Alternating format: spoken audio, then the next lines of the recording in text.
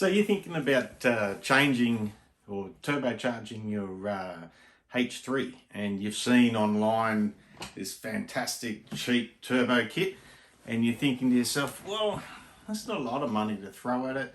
And yeah, look, the turbo mightn't be that good, but you know, the rest of it, if I can get it in place, maybe I could change the turbo or upgrade the turbo a bit later on. So, you know, what are you going to need other than that eBay turbo kit or the one that's on Amazon? What you're going to need is a bigger fuel pump at the very least, and you're going to need bigger injectors. You're going to have to make yourself an EGR block off. You're going to have to tap into the block and your sump, both to provide the turbo with oil and also to dump the oil back into your pan. So, you know, on the surface, the kit is cheap. Does it bolt up? Yes, well, I can say it does. You know, a little bit of work with the pipe work. It's not quite, you know, just plug and play, but there's enough pieces in the kit that it will get it all plumbed.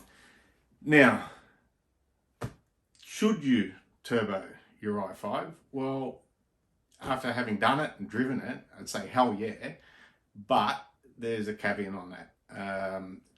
My engine had about 90,000 kilometers on it when we first put the turbo on.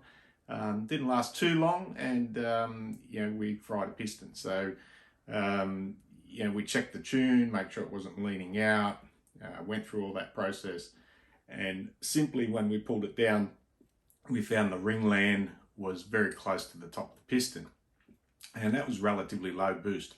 So we decided, well, we'll rebuild the motor. I got the best pistons I could find, rebuild it, put it back in, put it back on the dyno, made sure we weren't giving it too much boost, 6 to 7 psi, not a lot at all, enough to make a difference though in the way it drove. And after a very short time, again, we fried number 5 piston. It just disintegrated around the edge of the top of the piston.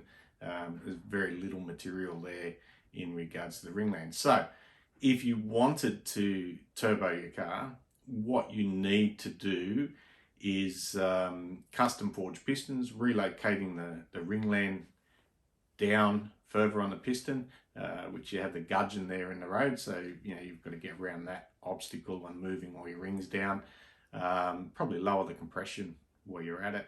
The valves are very thin stemmed valves, so you know, I would be looking at upgrading the valve stems to a larger valve, just to take, you know, that bit of added pressure. Look, the head itself you could do with stronger head studs. Make sure you're not going to get an issue there. But at the end of the day, if you built the motor to handle the turbo, you'd have a very, very nice car to drive, good power, fun to drive. You know, for me, at the end of the day, what we decided on after the second rebuild was to abandon that. The turbo at that stage had bits of piston go through it, everything else. Not that I think those turbos last long anyway. We decided, once I had the engine out, looked at it, 4L60E transmission, you know, simple enough to throw in an LS motor. So that's the way we went, and been very happy with the LS.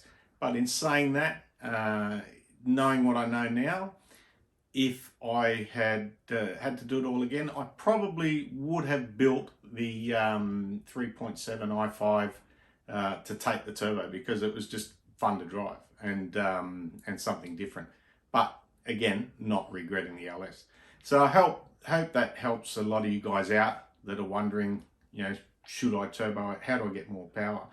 There are other options. If you're only after a small amount of power, you can achieve that. If you change your air filter to one that breathes a bit better, put on a snorkel, change your exhaust manifold over to a more header type arrangement, and take it to a good dyno shop where they can dyno tune it, you will see about 25% increase in just doing those changes. So if you're only after a little bit more, you know, maybe to handle those 35s that you want to run, or maybe you're doing a bit of towing, you can achieve that just with the air filter or good intake, the exhaust, and a good tune. So hope that helps you guys out, and so, you know, answers some of those questions on should I turbo my i5. Thanks a lot. Catch you next time. I hope you enjoyed that video. If you want to support us, like, subscribe, hit the bell, and you'll be notified of any new content we've got coming. There's always something to do on the Hummer. Seems to be a never-ending project. So there's plenty of videos there. Jump on the Facebook page, like, subscribe, hit the bell, and comment. Tell us what you think of the videos. All right, have a good day. See ya.